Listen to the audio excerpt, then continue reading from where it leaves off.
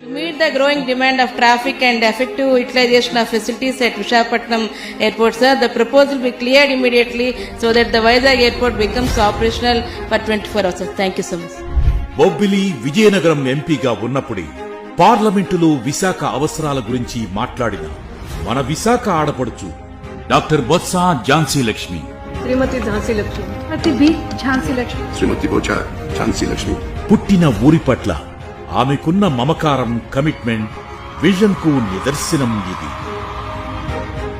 నాడు పెరుగుతున్న విశాఖ అవసరాలకు అనుగుణంగా ఎయిర్పోర్ట్ నిర్వహణ అంశంపై పార్లమెంటులో బొత్స ఝాన్సీ మాట్లాడారు.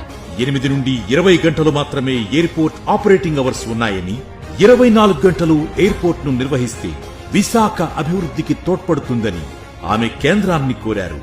That the number of passengers using Visakhapatnam Airport is going to touch 1 million by 2008, sir. Sir, many more regional, domestic and international airlines are showing keen interest to operate service late evening flights to and from Visakhapatnam, sir. In view of the above, it is essential to have round-the-clock operations at Visakhapatnam Airport.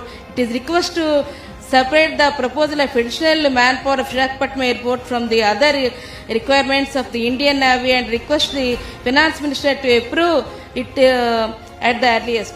ఆమె కృషి ఫలితంగా 2014 జనవరి 6 నాటి కేంద్ర ప్రభుత్వం 24 గంటలు airport నడిచేలా అనుమతులిచ్చింది. The proposal will be cleared immediately so that the Vizag Airport becomes operational for 24 hours.